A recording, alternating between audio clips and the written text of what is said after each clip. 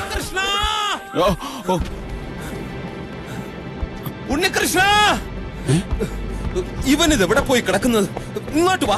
എടാ അച്ഛന് 3-4 പേരുമായിട്ട് ഭയങ്കര തർക്കം. എവിടെ? ഡിപ്പോയില്.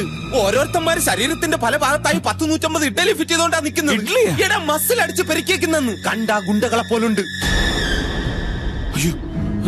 നീ ഇത്രയും ധൃതി വെച്ച് അങ്ങോട്ട് പോകാതെ. എടാ അച്ഛൻ, എടാ ആദ്യത്തെ 2 അച്ഛനിട്ട് കിട്ടട്ടെ. എനിക്ക് സാധിക്കാത്തതാ, നിനക്കറിയോ? നീ അങ്ങോട്ട് എവിടെ പോകുന്നു? നീ പേടിക്കണ്ടെന്ന്. ഞാൻ എങ്ങോട്ടെങ്കിലും ഓടി രക്ഷപ്പെട്ടോളാം. ഇങ്ങോട്ടല്ല, ഇത് ശ്യാമളയുടെ വീട്ടിൽ പോണ വഴിയല്ലേ. അതെങ്കിൽ അത് 28 വർഷമായി നടത്തുന്ന സ്ഥാപനമായത് വെറും 2 പശുവിൽ തുടങ്ങിയതാ. ഇപ്പൊ ഈ വളർന്ന് പന്തലിച്ച് നിൽക്കുന്നേ. കള്ളച്ചെട്ടി നടത്തി നാട്ടുകാരുടെ പണം പിടുക്കി ഫ്ലാറ്റ് പണിയുന്നവർക്കേ വിയർപ്പിന്റെ അധ്വാനത്തിന്റെ വിലയറിയാൻ മേല. വിയർപ്പിന്റെ അധ്വാനത്തിന്റെ ചരിത്രം ഞങ്ങൾക്കും അറിയാം. ചാണകം വാരി കൊട്ടേ ചുമന്ന് നടന്നതും എന്തോ ചീഞ്ഞ സാധനം കൂടി ചേർത്ത് മാധവ ജൈവവളം പറഞ്ഞ് നാട്ടുകാരെ പറ്റിക്കുന്നതും ഒരിക്കലും വിട്ടുമാറാത്ത ചൊറി കാരണം നാട്ടുകാർ വളംകടി മാധവൻ പേരിട്ടതൊക്കെ. എന്റെ സ്ഥാപനത്തിൽ വന്നിട്ട് എന്നെ ആക്ഷേപിക്കുന്നു. മര്യാദയ്ക്ക് സംസാരിച്ചാൽ മതി. ഇല്ല, ഇറങ്ങ.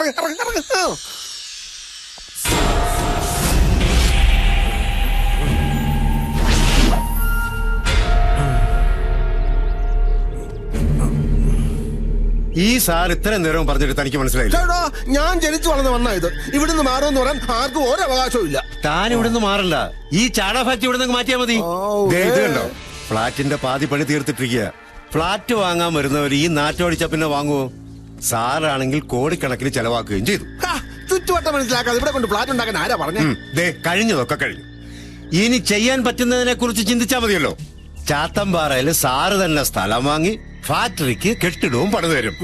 എന്താ അങ്ങോട്ട് മാറ്റിക്കൂടെ ഈ ചാണകക്കുഴി? എന്നാ പിന്നെ ഫ്ളാറ്റ് അങ്ങോട്ട് മാറ്റിക്കൂടെ? അതല്ലേ കുറെ കൂടി എളുപ്പം. ആരുടെ ഓശാത്തിന് കാത്തു നിൽക്കാൻ വേണ്ട. കുഴിച്ചിട്ട കല്ലും മണ്ണും സിമന്റും ഒക്കെ തോണ്ടിക്കൊണ്ട് പോവാലോ. അത് ശരിയാ. അതാ ശരി. അപ്പൊ സാറ് നോക്കോ, ഇത് ഞാൻ ഡീൽ ചെയ്തോളാം. അപ്പൊ മര്യാദക്ക് പറഞ്ഞാൽ താൻ അനുസരിക്കില്ല. എടാ ചവിട്ടി പൊളിക്കടായി ചാണകക്കുഴി എല്ലാം കൂടെ. നീ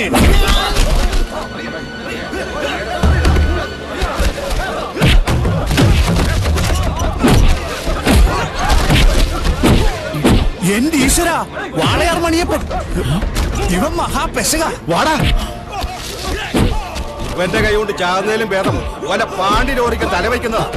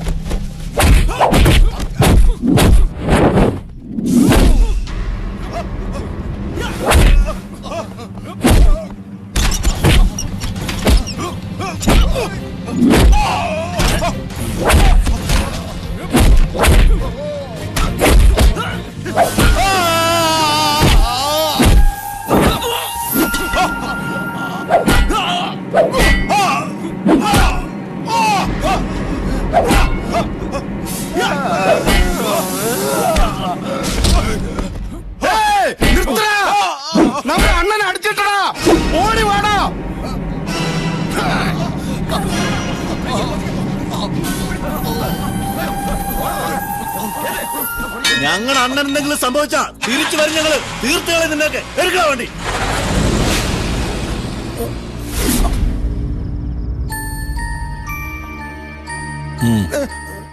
സംഗതി പുലിവാലാവുന്ന തോന്നുന്നത്. സീരിയസാ, രക്ഷപ്പെടുമെന്ന് തോന്നുന്നില്ല.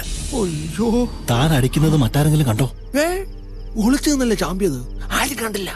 കൃഷ്ണനാ ബാക്കിയുള്ളവരൊക്കെ കൈകാര്യം ചെയ്തത്. എന്നാൽ ഇനി മറ്റൊന്നും ആലോചിക്കണ്ട. കൃഷ്ണന്റെ തലയെ കെട്ടിവെക്ക്. അയ്യോ, അവൻ പോലീസിന് പിടി തരണ്ട. എങ്ങോട്ടേലും മാറി നിൽക്കട്ടെ. കൊട്ടേശങ്കർ അവനെ തെരഞ്ഞെടുന്നോളും. അങ്ങനെ ആ ശല്യം തീരും. അല്ല, ഞാൻ എന്താ? മണിയപ്പൻ ചത്ത താൻ അകത്ത് പോകേണ്ടി വരും. രക്ഷപ്പെടാനുള്ള ഒരേ ഒരു മാർഗമാണ് ഞാൻ പറയുന്നത്. എന്താ വേണ്ടെന്ന് താൻ തന്നെ തീരുമാനിച്ചു. കൊള്ളാം. ഓടി വന്ന് ജീവൻ രക്ഷിച്ചതിന് പകരമായിട്ട് ഇപ്പോ ഇവൻ ഇവിടുന്ന് പോണം. അതെ, മലയാളത്തിൽ നന്ദി എന്നൊരു വാക്കുണ്ട്. ഇംഗ്ലീഷിൽ ഏകദേശം അങ്ങനെയൊക്കെ തന്നെ പറയും. അത് വേണം മനുഷ്യനായ. നീ ഇപ്പൊ അങ്ങനെ ഇംഗ്ലീഷ് ആവണ്ട. പിന്നെ ഞാൻ പറഞ്ഞ കൃഷ്ണന്റെ നന്മയ്ക്കാ. ആ കൊണ്ടെത്താ നീ ജയിലിൽ പോകേണ്ടി വരും. നീയാണല്ലോ അവനെ തലയിൽ പൊളിച്ചത്. അല്ല ഞാനോ? അയ്യോ, അത് സംശയമാണോ? ഇതാ പറയുന്നത്. അടുത്തിറങ്ങിയാ പിന്നെ അവന് കണ്ണുമൂക്കും കാണുകയില്ല. ഇനിയിപ്പൊ അവൻ രക്ഷപ്പെട്ടാലും അവന്മാർ ഭാരം ചോദിക്കാതിരിക്കില്ല. നിന്നെ മാത്രാണോ ഞങ്ങളെ അവന്മാർ വെച്ചേക്കോ? പകരം ചോദിക്കാൻ വന്നാലേ എന്റെ ശവം വീണട്ടെ നിങ്ങളുടെ മേത്തൊരുന്നുള്ള മണ്ണ് വീഴും. അതാ അതിന്റെ ശരി. അത്രയ്ക്ക് പേടിയാണെങ്കിലേ എവിടെങ്കിലും കയറി അടച്ചുപൂട്ടിയിരുന്നു. കൃഷ്ണൻ എങ്ങോട്ടും പോണില്ല. നീയും അമ്മ ഇവിടെ കാലെടുത്ത് വെച്ച പിന്നെ ഇവിടെ ഈ ഗതിയൊക്കെ ഉണ്ടായത്. അതൊന്നും ആരും മറക്കരുത്. എടി, അതുകൊണ്ട് തന്നെ ഞാനീ പറയുന്നേ, കൃഷ്ണ ഒന്നും സംഭവിക്കാതിരിക്കാൻ കുറെ കാലം ഒന്ന് മാറി നിന്ന് ഈ പുക്കാറൊക്കെ ഒതുങ്ങി കഴിയുമ്പോ തിരിച്ചു പോരുകയൊക്കെ ചെയ്യാമല്ലോ. ഞാനിപ്പോ ഏസയെ കണ്ടിട്ട് വരിക. പാട്ടിക്കാട് ഗുണ്ടായ മണിയപ്പൻ. മോളിൽ നിന്നെങ്ങാനും വിളി വന്നാ ഉടയമ്പരാന് പോലും നമ്മളെ സഹായിക്കാൻ പറ്റുകയില്ല. ശത്രുക്കളാണ് തക്കം പാത്ത് നിൽക്കുക നമ്മുടെ നാശം കാണാൻ. ശരിയാമ്മ, ഞാൻ ഇവിടുന്ന് മാറുന്നതാ നല്ലത്. പോലീസും ഗുണ്ടകളും അടിയും വഴക്കും എന്നൊക്കെ പറയുമ്പോ കച്ചവടത്തെ തന്നെ ബാധിച്ചു എന്ന് വരും. അച്ഛൻ ആദ്യം പറഞ്ഞപ്പോ ഒരു വിഷമം തോന്നി. അതാ മടി കാണിച്ചത്. 4-5 വയസ്സ് മുതൽ ഓടിക്കളിച്ചാണെന്ന വീടല്ലേ ഇത്. കരള് പറിച്ചു വേണം പോവാൻ. ഞാൻ പൊയ്ക്കോളാം അച്ഛ.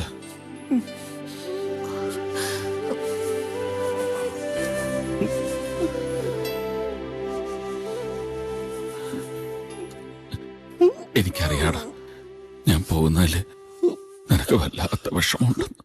അതെ, നീ പോയി കഴിഞ്ഞാൽ ഇവിടുത്തെ ചാണകം മുഴുവൻ ഞാൻ ഒറ്റയ്ക്ക് ചുമക്കണല്ലോ എന്ന് ഓർക്കുമ്പോഴാണ് സത്യം.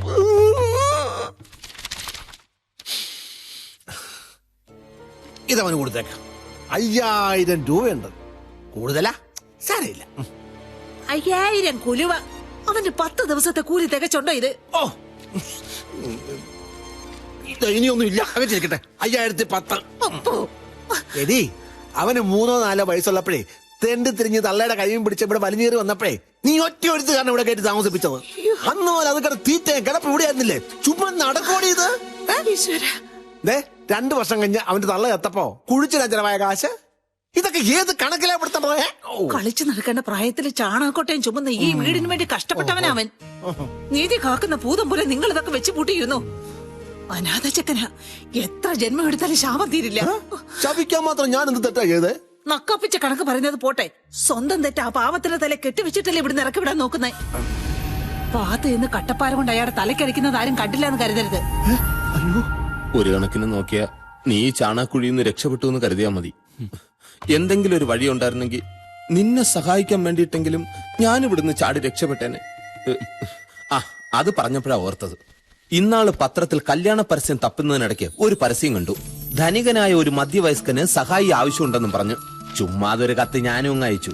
വരുവാന്നേൽ നല്ലൊരു ജോലി ഒപ്പിച്ച് തരുമെന്നും ചോദിച്ചോണ്ട് ചെല്ലാൻ മറുപടി വരെയും ചെയ്തു. താണ്ട അയാളുടെ കത്ത ഒരു ഗണപതി അയ്യർ. കൈയിരുന്നോട്ടെ, ആളെ കണ്ടുപിടിച്ച തോട്ടപ്പണിയെങ്കിലും കിട്ടിയെങ്കിലോ. നീ ഇങ്ങനെ നോക്കല്ലേ, എനിക്ക് പിന്നെ കരച്ചിൽ വരും.